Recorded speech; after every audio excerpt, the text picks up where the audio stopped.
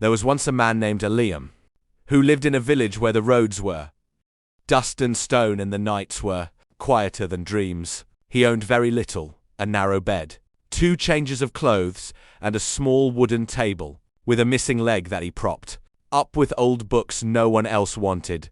Hunger was a regular visitor in his home, and disappointment often slept beside him. People in the village barely noticed Liam. He was the man who always walked with his head slightly bowed, not because he was weak, but because he was always thinking. While others complained about their fate, Liam asked questions. Why do some succeed? Why do others stay stuck? What do they know that I don't? Each morning before the sun rose, Liam worked as a laborer, carrying stones for buildings he would never live in. His hands were cracked and bleeding, his back bent from years of strain. The pay was just enough to survive, not enough to dream. But at night, while the village slept, Liam read. Those old books under his table? He read every one of them. He studied stories of merchants, inventors, farmers, and kings. He learned about patience, discipline, and the quiet power of consistency.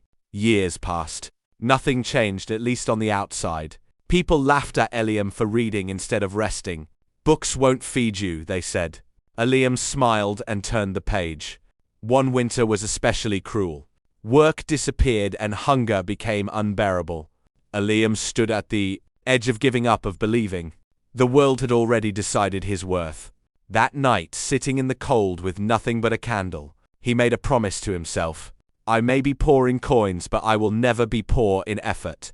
The next day, he noticed something others ignored. Farmers struggled to sell their crops fairly. Middlemen took most of the profit. Liam remembered a book he had read about trade and cooperation. He offered to help farmers organize, transport, and sell their goods directly in the nearby city. He had no money, only trust, knowledge, and relentless work. The first attempts failed. Carts broke, deals collapsed. People doubted him. But Liam didn't quit. He learned from every mistake, adjusted, and tried again. Slowly, painfully slowly, things began to work. One successful trip became 2. 2 became 10.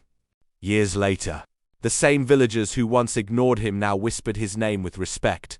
Liam built a business that helped others grow alongside him. He paid fair wages. He taught others what he had learned.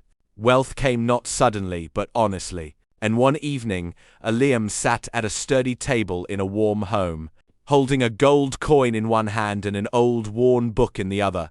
He smiled not because he was rich, but because he had proven something to himself.